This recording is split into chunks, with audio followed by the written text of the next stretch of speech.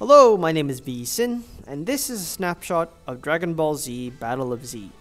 Now this game came out on January the 28th, 2014 for the PlayStation Vita in North America as a downloadable only title.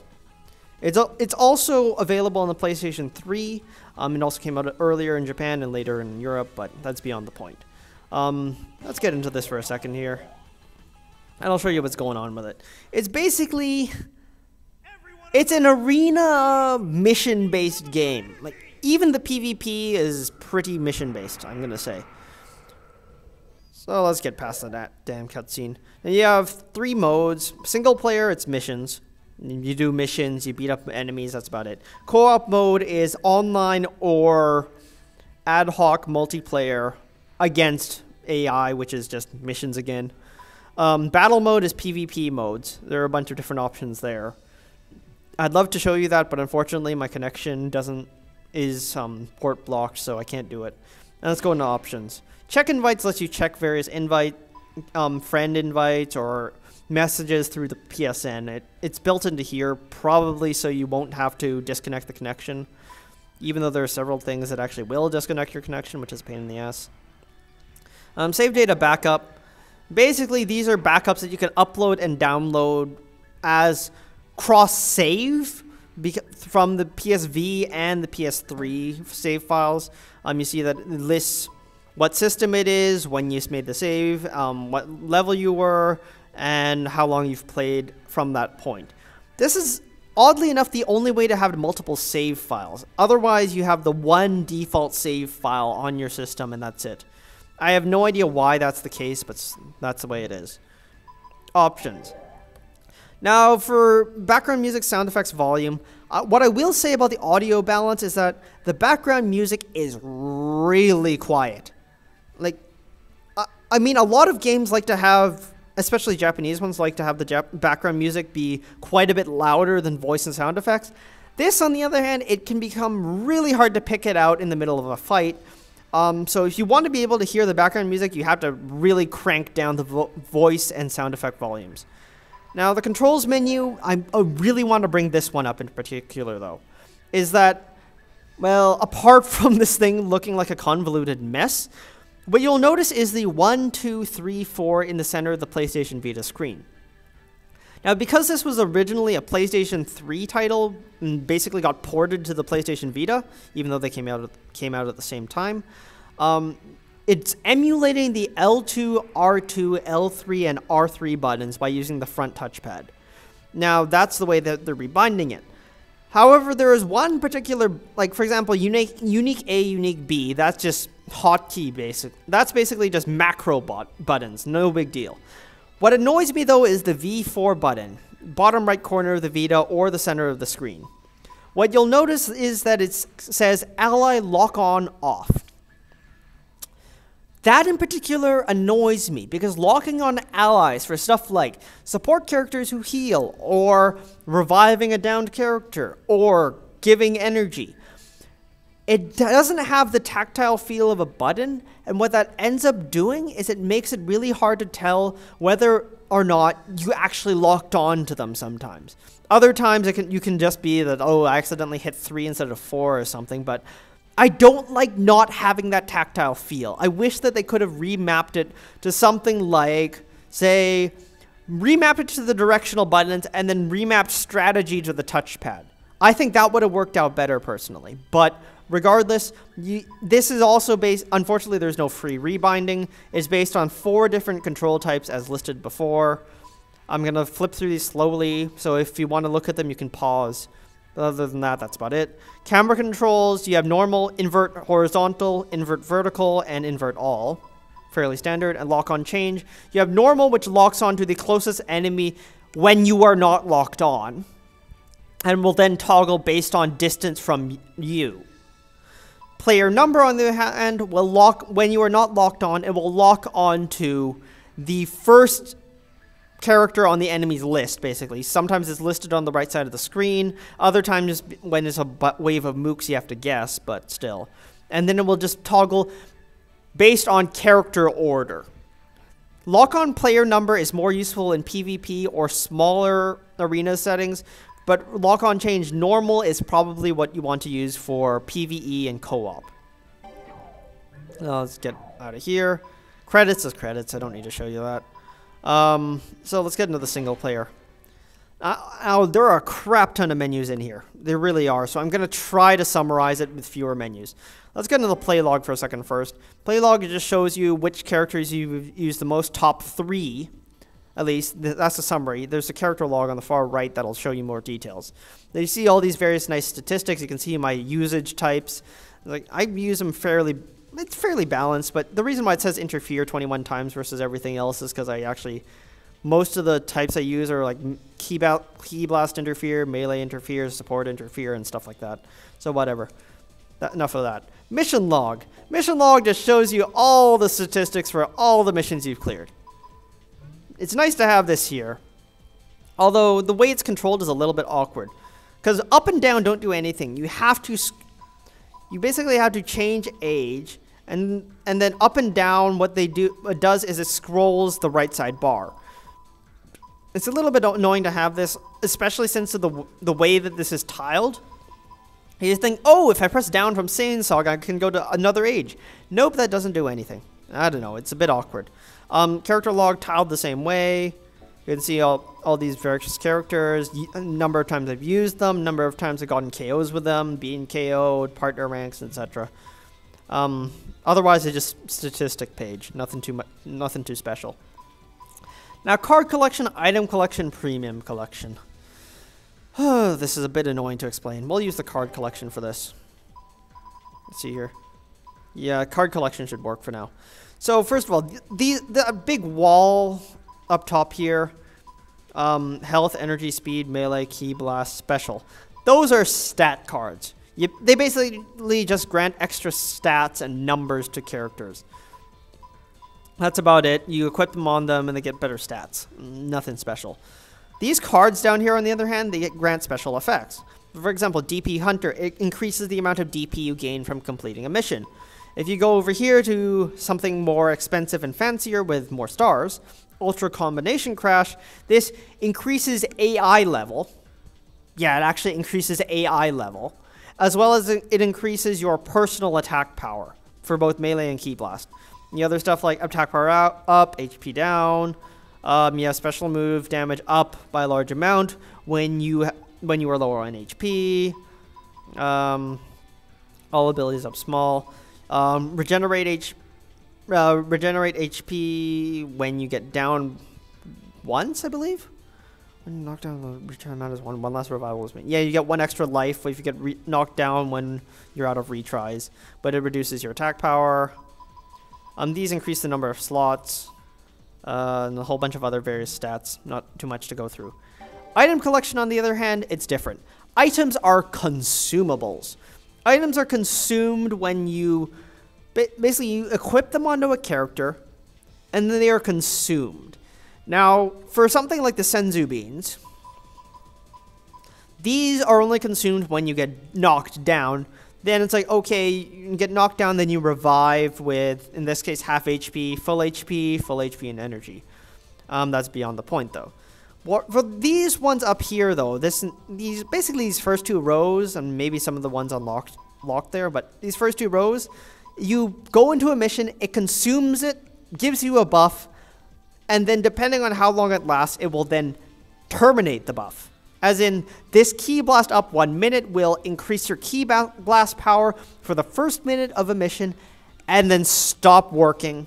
And then when you finish the mission, this submachine gun will be consumed, and you will not have it again for further use. You have to buy more. These are consumables.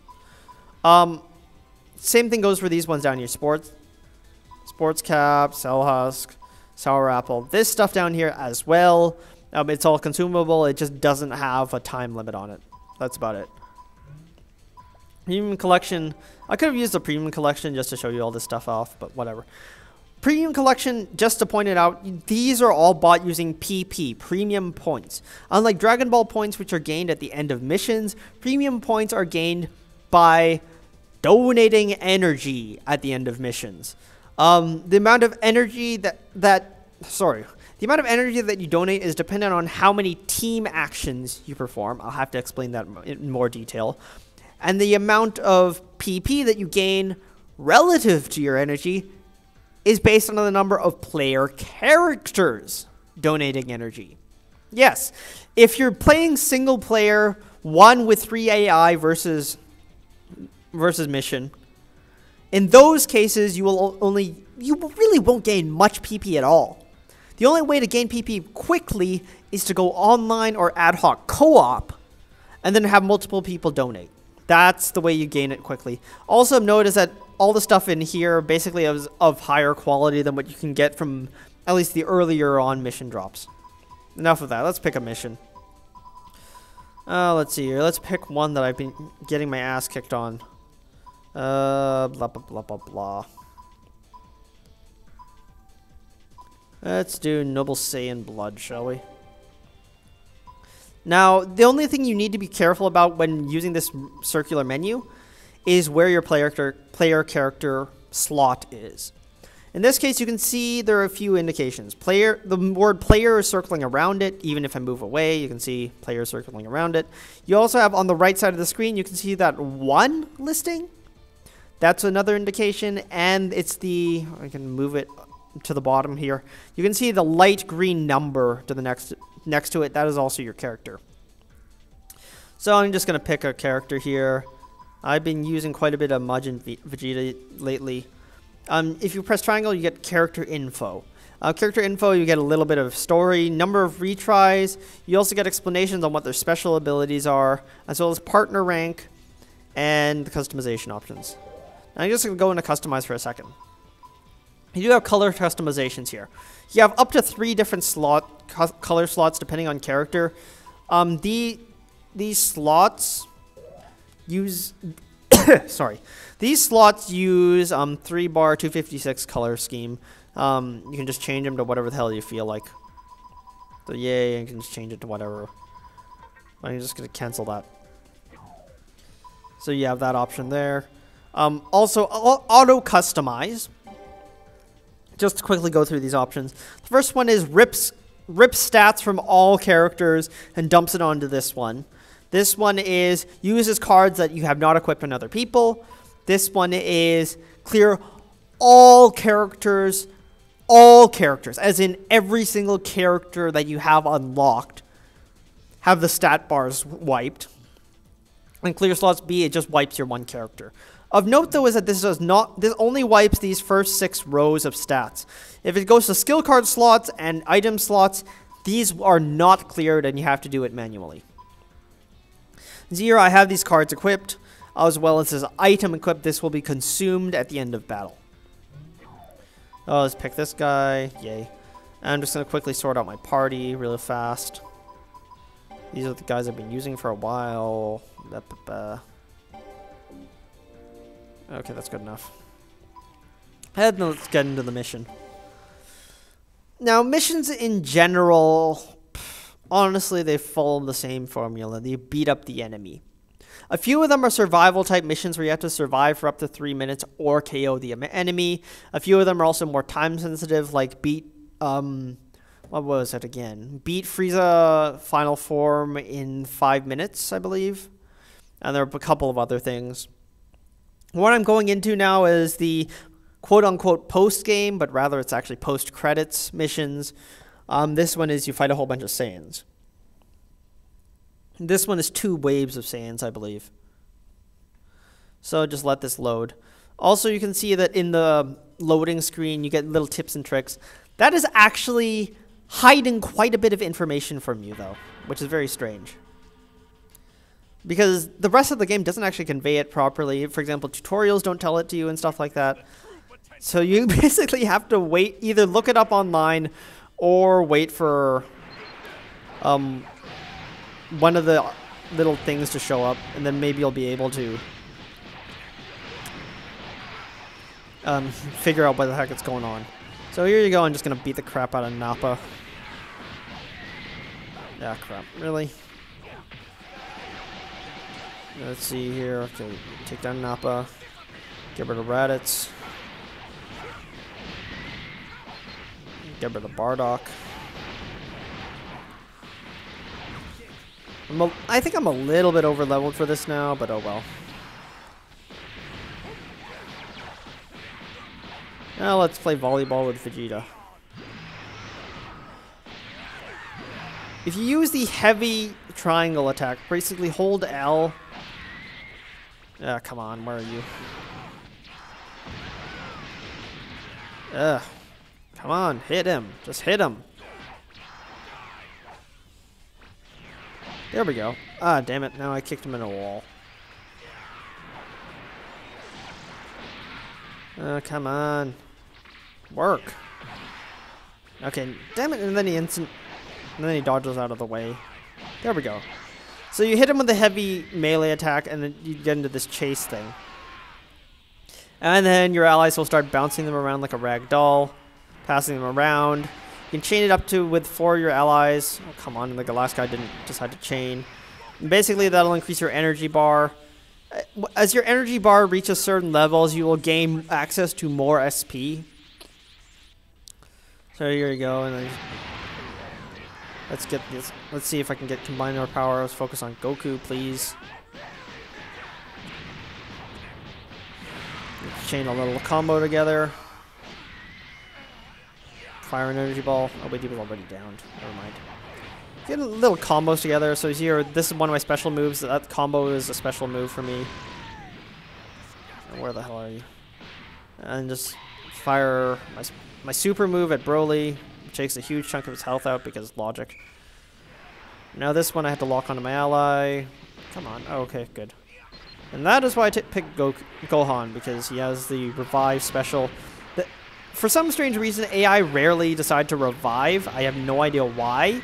But they will remember to revive if they have like a special ability that allows you to, that basically allows you to revive quickly. So, shoot. Revive you again. Yay, 2 synchro. 2 synchro occurs when multiple allies basically hit an enemy at the same time. Then you get into that synchro thing. It'll deal more damage and lock you into an animation. However, if another ally joins into the animation, then they can also basically extend the chain and make it deal more damage. So, for example, you can go from 2 synchro, deal some damage, 3 synchro, deal some damage, max synchro, deal full damage, and then you can deal a ton of team damage that way. You can also kick away, so you can see chase. In this case, let's quickly throw an energy ball at him to do more damage. Oh, crap. Hopefully one of your allies will pick up the slack and keep chaining like that. And I'm going to have to expend a retry because I wasn't paying attention. Go me. Let's see your let's deal with Vegeta first. Deal with you. Alright. And then bam. Take Broly out. And there's the end of the mission. Apparently he gets credit for it, even though I fired the death beam at him. Oh well.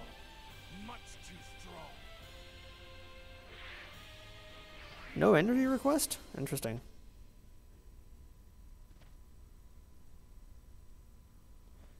Oh, there's the energy request. Okay. So this is basically a dumb minigame. You mash circle. You can also use your special move in order to charge it quickly. Otherwise, you just basically mash circle until your special move charges up, and fire special move. And that's how you donate all your energy to the system.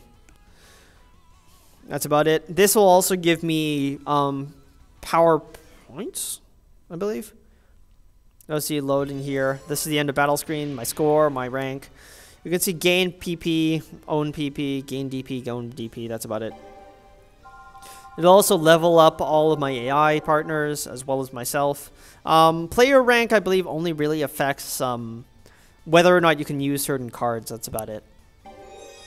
Also, you'll get various card drops. And these are what the details of what those cards do.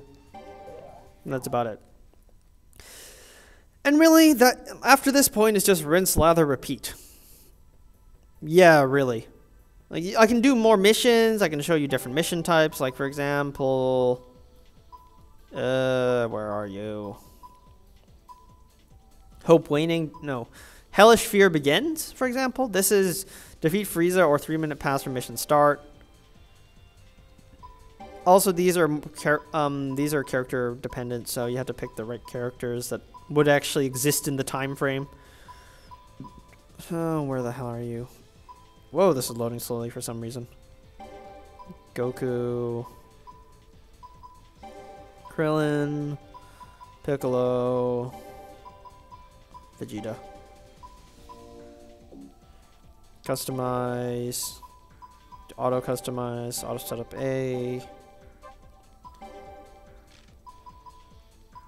Let's see, do I want these ones? Key boss attacks. Let's see. Let's take basically one of the nice things you can do though is I only have one of these, for example. You can press X on it. It'll show you the characters that have it equipped, and you can just yank it off them right away, which is very convenient. Let's put a Senzu Bean on. Confirm. Confirm. Let's customize. Auto B. Okay. Confirm. Confirm. Alright, let's start this.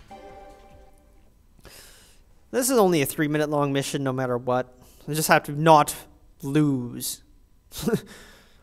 I'm going to see if I can actually beat the mission.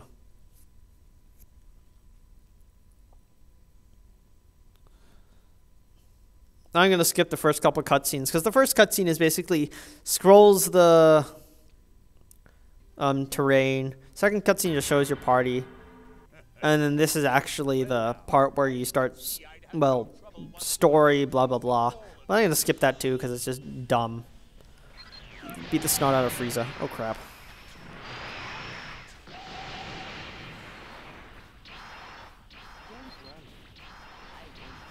Come on.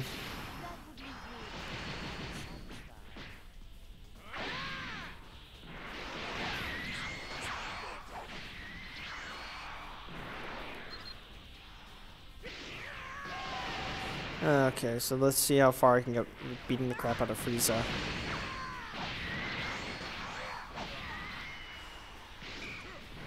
Get my ally back up.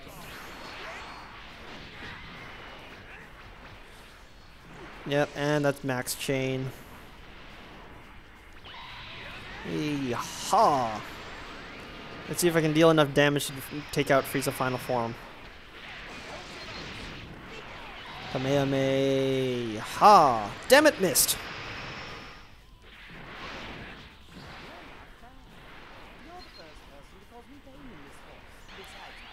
Come on. Get another chase going. And fire balls at him. Also, if you run out of energy completely, then you go into that staggered form. Staggered state. And then you basically become stunned for a few seconds. Your allies can get you out of that state by giving you energy, but... damn it, where are you? Boy. Come on. Move closer. Okay. Come on. Oh, come on! Chain it together, you damn AI.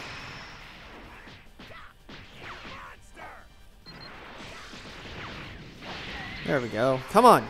Come on, AI. Be nice to me. Chain, chain. There we go.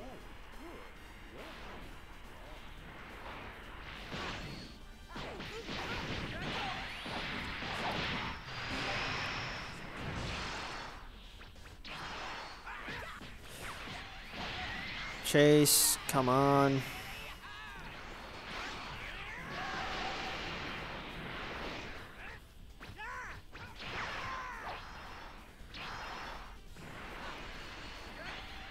Come on. Ah, crap.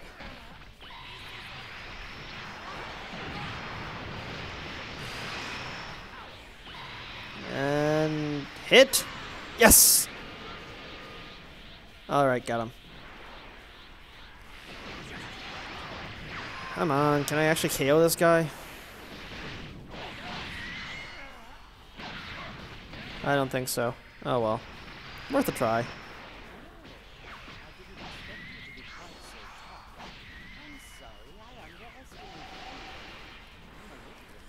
Oh well, almost managed to KO him. But really the only mission objective is to survive, so that's okay.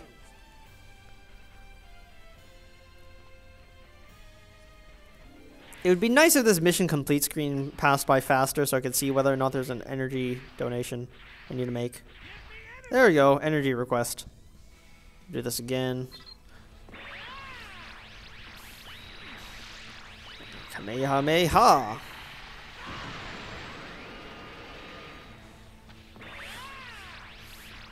Okay, and one more, and that should do it. There we go. And that's enough for that. Now I'm going to start doing a bit more info dumping, because there's quite a few details I haven't been able to share with you yet. Or at least I haven't been able to convey properly because I've been mute while trying to play. Oh, yay. Also, it appears as though AI is cap off at rank 10, because I've used AI Krillin so many damn times. So, what are the details that I've forgotten to convey? Let's go to the play log for a second. You see that the types are Melee, Ki Blast, Support, and Interfere. Now, what is the real difference between them? It's the way that they regenerate energy. And what you use energy for is for special abilities. Basically, the special smash attacks, the heavier Ki Blasts, special moves, etc. Now, melee types do it by hitting enemies in melee range. Ki Blast does it by hitting them with Ki Blast type attacks. Support types do it by staying still. Yes, staying still. And interfere types gain it by moving. That is the only real distinguishing factor between these. Melee does it by hitting people, Ki Blast does it by shooting people, Support does it by staying put, Interfere does it by moving. So for example, if you have a melee interfere type, because there are quite a few of them, you can gain SP by either hitting an opponent or moving. Yes, it's important to notice that, because otherwise it just seems like arbitrary listing. Because it does change the way you play a little bit, especially if you start spamming out more abilities. This is particularly important to me when I play co-op, and I almost always pick support types. In particular, Android 18, I abuse the crap out of her. But basically, you have to know what what type you are in order to make sure that you can optimize your strategies. Because yes, in many of the earlier missions, like if I go back to the mission list, you can see way back up here, the first 4 missions, which were also available in the demo. These 4 missions are pretty damn easy. But for example, if you go to the mission I was playing earlier, 51, this mission was kicking my ass the first 4 times I tried to play it until I finally figured out a strategy. Okay, I have to pick off basically I have to pick off this person, then pick off that person, and pick them off in order, make sure I get the chains together. If I'm getting stuck, then I have to use a non-flinching move. If it's down to the last person, then I need to make sure I juggle them so we have a higher SP level for the next phase, and crazy stuff like that. Then, for example, there's Android Masterpieces, Android Masterpieces and Greatest Family Ever, where each opponent has multiple phases. So what I have to do is, what I did for this mission was basically I targeted the second guy from the left. I forgot his name now.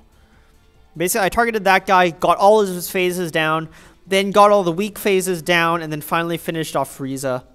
And there is strategy, there is skill required in the later missions, even if you stack the crap out of stats.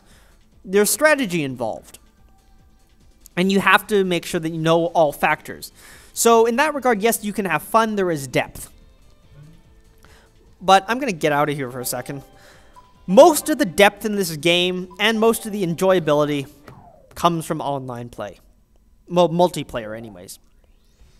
Playing co-op missions is far more, I don't know. On one hand, you can say it makes it quite a bit easier because human players, even the dumb ones, are quite a bit better than your AI a lot of the time, really. And those are the cases where it's like, okay, I can go dedicated healer and we can still get stuff done. Oops. But whereas you can't really do that in single player because you can't even rely on your allies to deal DPS, which is really annoying. Battle mode, on the other hand, is PvP. Now, I'm just going to quickly get into here. I'm going to pick Ad Hoc Connect for a second. Yes, I'm gonna do this. I don't have anyone in ad hoc around me, but I can't connect to the internet because of port blocking. So I'm gonna go create room here for a second. This is the menu that you have when you create a room, or this is what you can use to search. So you have a few different types. Normal battle, or team deathmatch, basically. It's where, based on the number of retries, it's a stat that's given to characters. Depending on which character you have, they more or fewer retries, blah, blah, blah. As soon as the team hits passes below 0 retries, I don't know why it says hits 0 retries. When they pass below 0 retries, then the entire team loses. Score battle is score for beating enemies within the time limit. Basically, within the time limit, build up your score. Team with highest score wins. Dragon Ball grab, you have to grab specific objectives really quickly. Whoever grabs more objectives wins. Battle Royale is deathmatch. Straight up just deathmatch. However, you only get credit for the killing blow, so you can be a jackass and pick off enemies, which is how I got a bronze medal in Battle Royale. That's about it. Time limit 5 to 15 minutes. These are the only intervals you can use. Now, enhancement cards and skill cards, valid and invalid. What these do is it allows you to have buffs or not have buffs. Basically, that's how it goes. So you have that toggle field, you have all the various fields that you have unlocked, or you can pick random. Team comp, shuffle after each battle, fixed, that's about it, and player limit. So I'm going to quickly go into my character select screen here for a second. Now, this is hard to see. Yeah, it's a little hard to see with the way the screen is laid out. But you can see, can you see in the top right corner of the character select screen, battle score? Battle score is different from power level. It actually is. Because even though the battle score does pertain to their power level, it doesn't impact things like score attack, where killing a higher score enemy gives you more points. Also, you may have noticed something like, for example, normally Gohan has a power level below 300. Right now, though, he has a battle score of 600. You can see you can go into this. You can go into the screen, and basically you do have the lower stats. What I have noticed, though, however, is that in general, stats get normalized. Because normally, for example, Gohan's HP at power level 300 would be like 6,000 something. Now it got buffed up to 10,500. So it does, in fact, normalize these characters, and then you can apply buffs after the fact. So that's nice to have. I'm going to get out of here now, because this is an empty room with no one in it. And since I've basically shown you more or less what this game has to offer, let's get to a verdict, shall we? Would I recommend this game? Because here's the thing. The mission system is fun while it lasts. Like, it's not as bad as the demo may or may not lead you to believe. It's fairly decent. But it really, really wears out its welcome in terms of single-player content.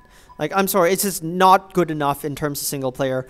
You would have to wait for it to go on sale for maybe 30, 25 bucks before I say get it for the single-player. However, the online modes are really what make this game. Like, for a lot of the online that I've played was actually pretty damn laggy. In some places, for the co-op in general, I had less lag. Whereas when I tried to get into a 4v4 battle, PvP battle, it lagged so damn hard that it was basically like watching a slideshow. There was the free-for-all that I got into. That was like of 5 players. That was a little bit laggy, but still quite playable. Of note is for online play, I believe it is cross-play, although I could be wrong about that. However, I know for absolute certain that it is cross-region play. Even just looking at this screen right now, you can see Japanese flying around, German flying around, English flying around. You can tell that this is designed, around having everyone in the world play together. So in terms of online population, even if this is several months after release, you should not have a problem trying to find other people online. Simply everyone, you have that much stuff. I could be wrong about crossplay. I'll have to double check it. I'll put it in the description if I'm wrong. But yeah, online play is what makes this game, and the PvP modes are surprisingly more fun than I expected. I expected it to be a hack and slash fest of madness with no skill involved. No, it actually felt skill-based. It felt like I was accomplishing something. It felt like my decisions mattered, etc. My picks mattered. And so that's there. So if you plan on really going far into the online play, then the purchase could be worth your time. Specifically the online play. Because offline only, it is not worth it at all. Also of note is that this game is entirely built around team versus team. Like, even the free-for-all gameplay, it's kind of just there to be there, but it's not that structured. It's like for some picks, for example, if say you pick Android 18 who has 2 heal skills with terrible combat stats into a free-for-all, yeah, that's not going to work out at all. So clearly you want to go into team battle modes. You want to go into co-op. Even then, though, co-op kind of trivializes some of the missions. It does make it slightly more interesting, especially if you have some guy yakking over comms about how everyone's a noob. But, what do you expect from that? Other than that, though, TLDR, basically, single player, not worth it at all. Sorry, even if you're a Dragon Ball Z fan, I wouldn't consider it worth your time. Because, oh, by the way, I totally forgot to mention this. Sorry. There is no free battle. You don't have the ability to pick, like, 4 yourself and 3 allies against 4 allies of your choice. 4 enemies of your choice. There is no free battle, basically, unfortunately. I've looked it up over and over again. I saw someone mention that it's unlocked after you beat all the missions, which sounds like a terrible idea.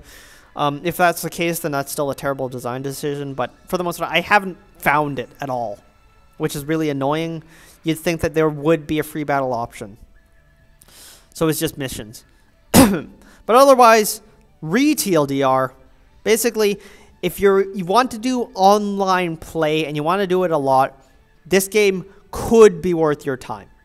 But if you're just doing it for the single player, don't bother, wait for a price drop. My name has been VSin. Thanks for watching.